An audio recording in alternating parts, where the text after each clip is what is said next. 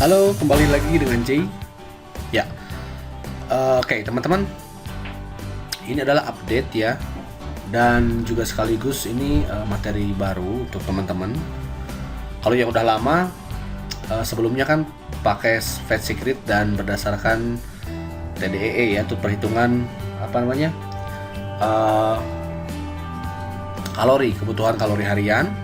Nah, untuk sekarang karena memang banyak yang masih kesulitan untuk menentukan pola makan, maka saya akan perbaharui dan akan menggunakan metode dari sisi yang berbeda ya, dimana ini adalah kita nggak dulu ngomong ke kebutuhan kalori ya, tapi betul-betul memastikan dulu kebutuhan makronutrisinya terpenuhi.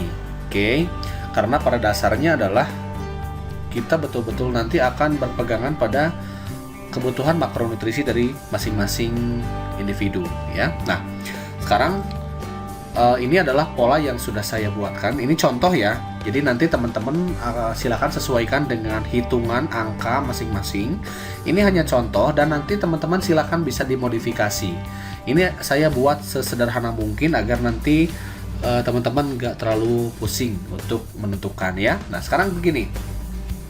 Kita kembali lagi ya tentang makronutrisi seperti yang saya jelaskan di modul sebelumnya. Makronutrisi ini terdiri dari tiga jenis ya, tiga macam ya. Pertama ada protein, yang kedua karbo, yang ketiga lemak. Nah, di sini saya akan tambahkan serat ya. Jadi yang harus masuk ke dalam tubuh ini adalah 4 sebenarnya. Nah, sekarang bagaimana cara perhitungannya? Nanti teman-teman lihat kebutuhannya ya di sini yang sebelah kiri nih. Misalnya nih, ini kebutuhan proteinnya, ini contoh ya. Ini proteinnya 25 gram contoh, karbohidratnya 67 gram. Ini dalam gram. 25 ini 25 gram, karbonya 67 gram, serat 25 gram, lemak 18 gram. Ini saya sudah sederhanakan sedemikian rupa agar teman-teman gak perlu lagi ngecek ke Fat Secret nantinya, biar nggak pusing ya. Jadi sekarang praktek dulu, lihat dulu perubahannya seperti apa, karena ini adalah jangka panjang, programnya jangka panjang ya. Oke, di sini contoh nih, proteinnya 25 gram, karbonya 67 gram, seratnya 25 gram, lemaknya 18 gram. Ini kebutuhan.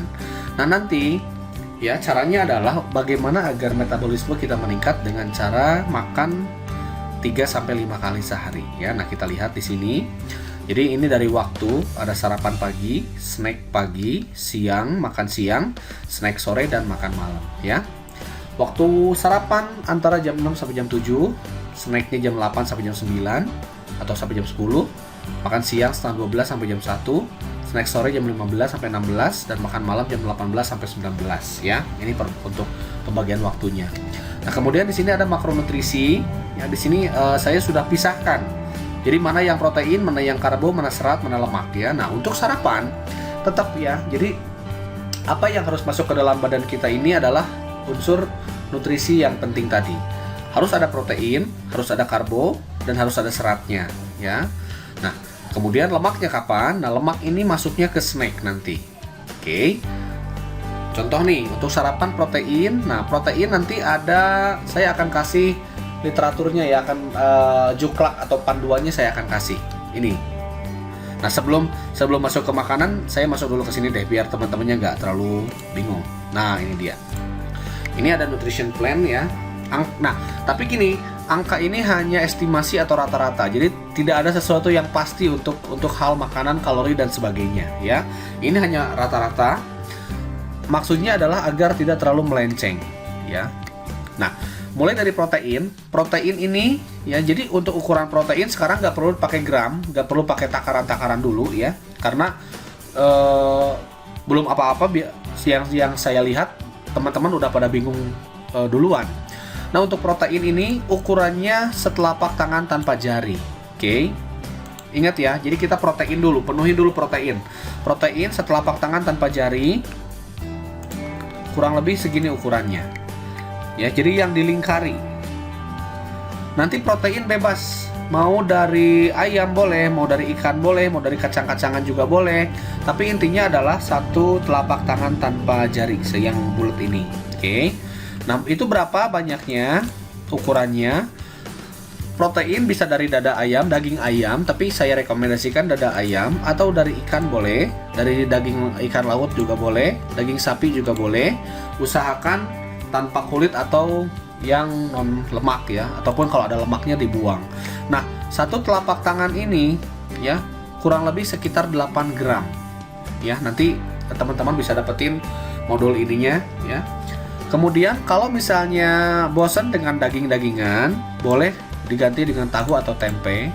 3-4 potong ya, 4 potong biasa, kurang lebih ukuran 3 jari telunjuk, tengah, dan jari manis, kurang lebih segini. Nanti teman-teman ukur aja jari telunjuk, tengah, dan jari manis ya, kurang lebih segitu potongannya ya. Tebalnya juga segitu. Itu juga sama, sekitar 8 gram protein ya. Kemudian ada juga telur. Nah, telur ini ada 2 makronutrisi yang masuk di sana, ada lemak, ada protein. Nah, di sini saya akan pisahkan. Nanti teman-teman bisa disatukan ya kalau mau. Kalau satu putih telur, dari telur itu kalau putihnya itu 4 gram sekitar kurang lebih. Ya, ini dari protein. Nah, nanti teman-teman silakan dikombinasi aja untuk cara masaknya ya. Misalnya hari ini mau ayam, besok mau ikan, lusa mau seafood, lusanya lagi misalnya mau daging sapi, boleh.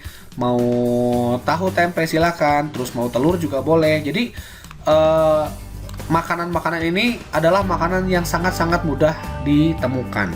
Tinggal teman-teman nanti bagaimana caranya agar gak bosan, silakan nanti di untuk cara memasaknya silakan dimodifikasi sendiri ya. Yang penting nanti sesuai dengan kriteria cara memasak yang baik. Nah, sekarang dari protein kita masuk ke karbo ya, karbohidrat di sini. Nah, di sini ada nasi 1 cup. 1 cup ini kurang lebih segini. Atau ya, untuk per orang ini sekitar 1 kepal tangan lah kurang lebih. Ya, ingat di sini gak ada yang pasti, tapi kita betul-betul bagaimana caranya mendekati seakurat mungkin. 1 kepalan tangan saja ya. Nah, untuk nasi nanti ukurannya adalah 1 cup atau 1 genggam nasi atau 1 kepal nasi itu sekitar 45 gram karbo ya. Kemudian ada pisang setengah ya, pisang yang standar. Kemudian bagi 2. Nah, pisang ini sekitar 10 gram untuk setengah. Berarti kalau 1 itu sekitar 20 gram karbohidrat. Ingat ya, di sini buah-buahan ini masuknya ke karbohidrat.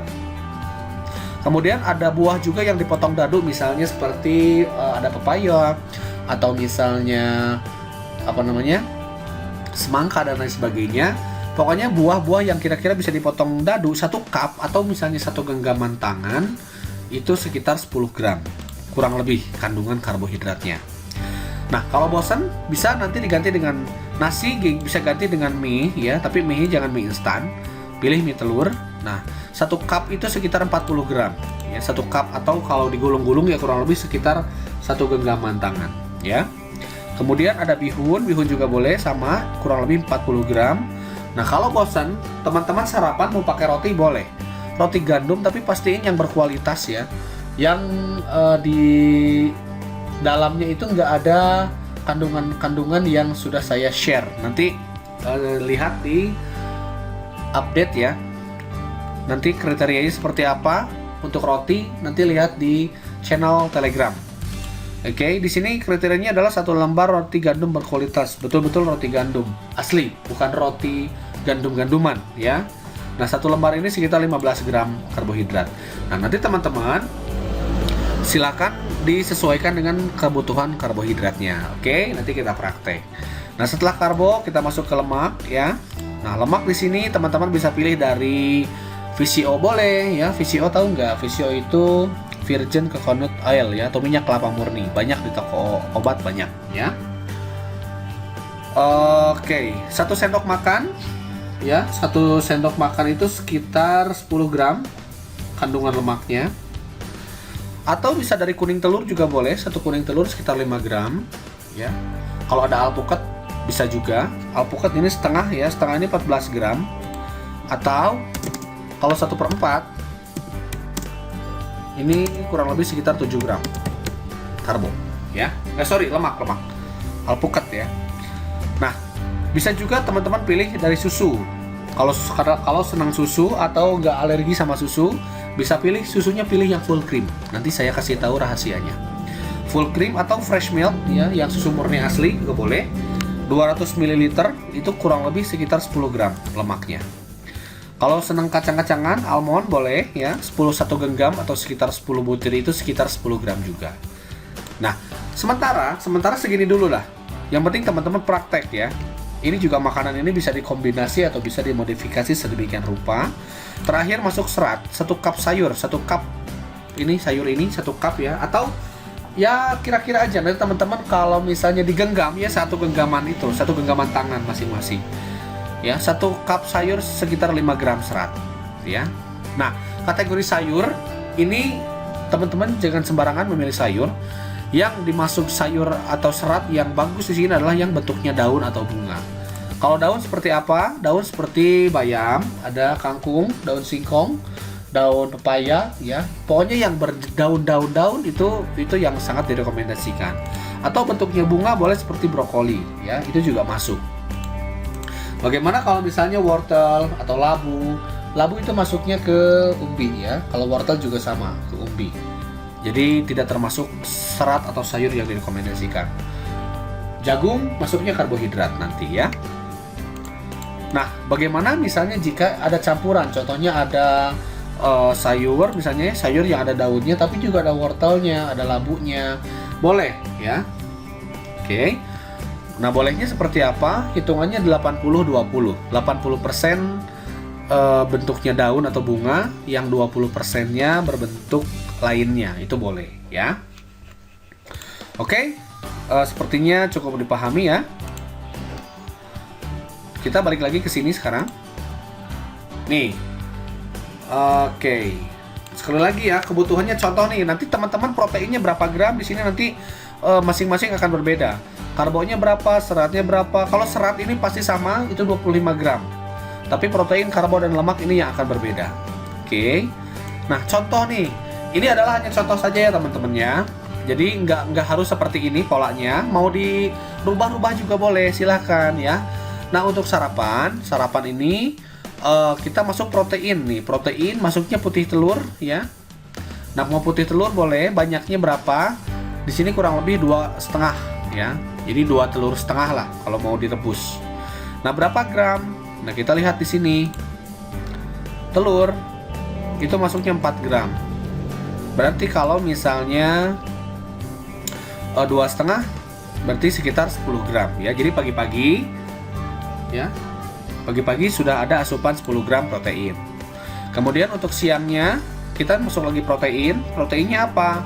Dada ayam ya. Nah, untuk ayam 1 telapak tangan ini kurang lebih sekitar 8 gram. Kemudian malam harinya kita masuk lagi protein. Mau ikan boleh, mau dada ayam boleh, mau sapi boleh. Ya, saya kasih contoh aja biar gampang. Dada ayam lagi 8 gram 1 telapak tangan, maka ketika dihitung ya 10 tambah 8 berapa?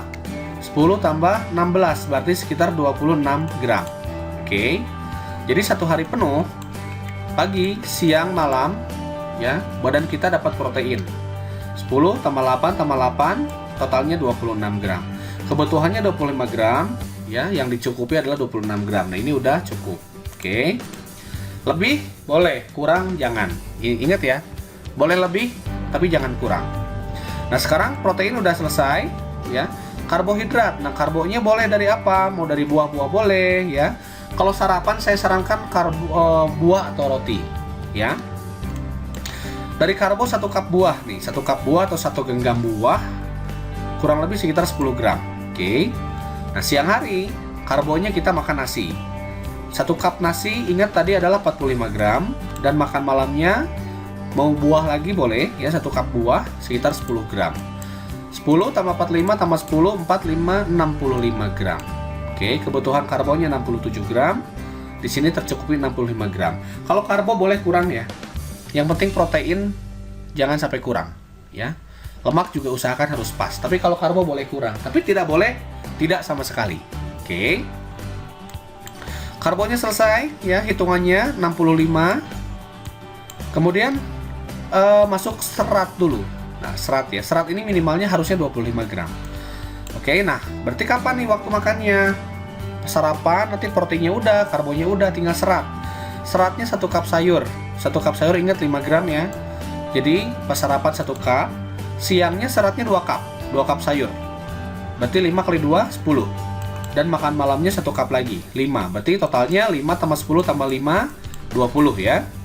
Nah, karena serat ini 25 gram, ada jatah 1 cup lagi, ini boleh kapanpun dimakan. Misalnya gini, malam-malam jam 10, aduh lapar, boleh makan sayur ya. 1 cup lagi sesuai dengan jatahnya. Oke, selesai serat ya. Tinggal terakhir lemak. Nah, lemak ini di sini ya, nanti saya akan bantu juga untuk ngitungnya.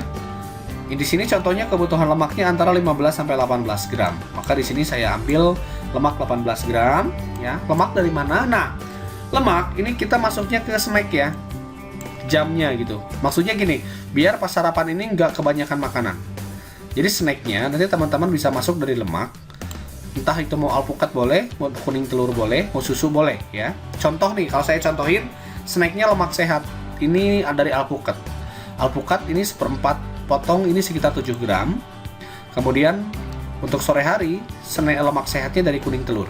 Kuning telurnya 2 ya.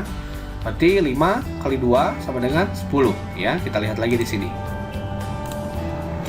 Lemak nih. Jadi nanti teman-teman boleh ya, kalau nggak ada alpukat boleh ganti susu, boleh ganti almond kalau ada, boleh dari kuning telur, dari VCO juga boleh. Kalau VCO ya berarti kalau VCO nanti bisa telurnya didadar boleh ya. Nanti didadar, misalnya telurnya 2, dikocok atau diceplok, minyaknya dari VCO 1 sendok. Itu yang 1 sendok itu masuk ke kebutuhan lemak di sini ya. Balik lagi deh sini. Sebentar. Ini ya. Oke. Jadi untuk lemaknya 7, di sini 10, berarti 17. Tercukupi 17 ya, karena kebutuhannya antara 15 sampai 18. Nah, sekarang teman-teman gini. Ini adalah kuncinya ya. Saya sarankan teman-teman jangan fokusnya ke berat badan.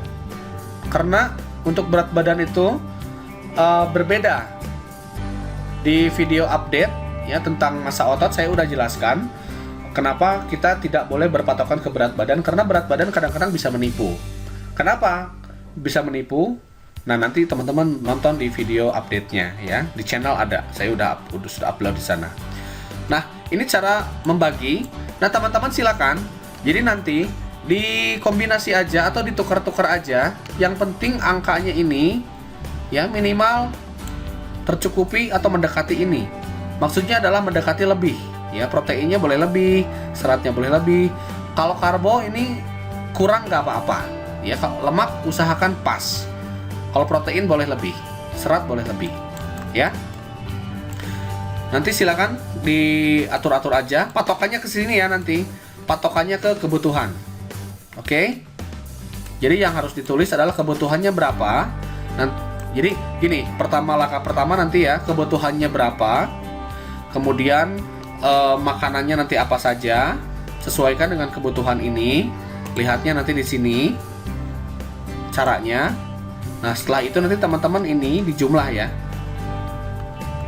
Kalau mau bikin pola makan sendiri, karena kan kalau saya ini ngasihnya contoh. Ini hanya contoh ya. Yang penting angkanya di sini adalah sesuai atau minimal mendekati. Nah, sekarang masuk ke sini nih. Poin penting penunjang keberhasilan. Ini sebetulnya di modul 4 udah ada. Saya ulang aja biar teman-teman yang biar nggak usah nonton video yang di modul 4 ya kalau sudah. Pertama adalah pola makan sesuai jadwal. Jadi ingat ya, waktu-waktu ini adalah waktu yang sangat penting. Jadi teman-teman sebisa mungkin usahakan tidak melenceng dari waktu ini. Karena kalau melenceng itu biasanya hasilnya juga kurang bagus ya. Pola makan, ingat sesuai jurnal. Jadi ini adalah sudah dipas-pasin sesuai dengan kebutuhan badannya. Kalau makan makanan yang lain, ya resikonya silakan tanggung sendiri ya. Kemudian air putih sesuai anjuran. Nah, untuk air putih di modul 4 saya sudah tuliskan berapa atau gimana cara untuk menghitung kebutuhan airnya ya. Olahraga sesuai anjuran. Nah, ini dia nih. Orang kebanyakan malas di olahraga. Tetap ya, kalau mau badannya bagus, fit, strong, berstamina, energik, teman-teman harus olahraga. Mau punya badan yang super bagus juga harus olahraga. Nah, olahraganya sesuaikan dengan tingkat kesehatan, tingkat kemampuan, dan keinginan. Di modul nomor 5 itu saya udah jelaskan secara detail olahraganya apa aja ya. Jadi silakan nonton modul 5 kalau misalnya belum paham. Dan terakhir, tidur 7-8 jam semalam. Nah, ini juga sangat penting.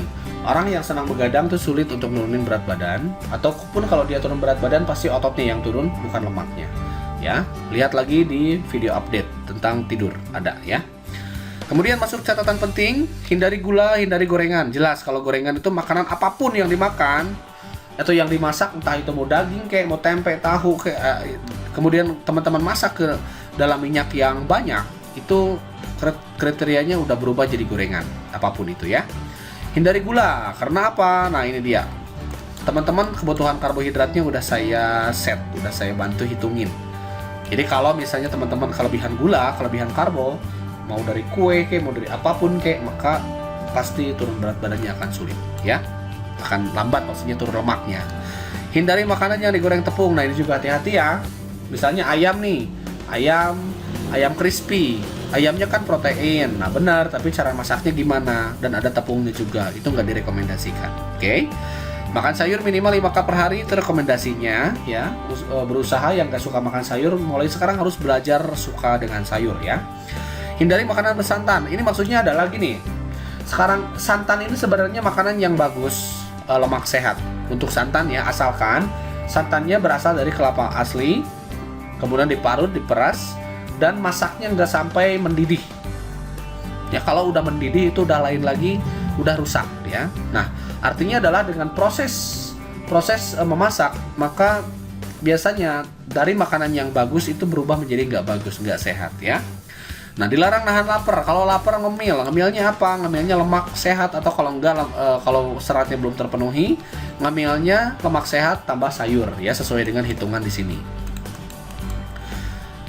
Jangan ngemil buah. Nah, ini dia. Yang pertama adalah buah mengandung karbohidrat. Ingat, karbohidrat sudah dipas-pasin di sini. Kalau teman-teman kelebihan, otomatis menurunkan lemaknya juga akan sulit ya. Kemudian, buah juga mengandung gula, namanya fruktosa. Fruktosa berbeda dengan glukosa. Kalau glukosa seperti dari nasi itu akan dirubah langsung menjadi energi. Tapi kalau fruktosa itu akan, atau dirubahnya tidak langsung jadi energi, nanti diolah dulu ya, dan akhirnya nanti akan berubah menjadi trigliserid ya. Nanti ada di pembahasan khusus mengenai fruktosa. Kemudian tidur minimal 7-8 jam tiap malam ya. Seperti itu saja dulu. Setiap 10 hari nanti teman-teman timbang dan ukur. Ingat, patokannya jangan dulu pengen turun berat badan, kecuali teman-teman ambil jalan pintas, pengen gak sehat silakan ya. Tapi kalau badannya mau sehat, mau bagus, mau berisi, saran saya penuhi dulu kebutuhan makronutrisi ini ya. Nanti tinggal teman-teman sesuaikan, karena cepat atau lambatnya penurunan berat badan itu kan tiap orang beda-beda, gak bisa disamaratakan. Intinya adalah teman-teman sehat dulu, teman-teman fresh dulu, makan bersih dulu, makan benar dulu, nanti otomatis kok lambat laun berat badan akan mengikuti ya, seperti itu. Silakan mulai dipraktekkan. Terima kasih. Assalamualaikum warahmatullahi wabarakatuh. Bye bye.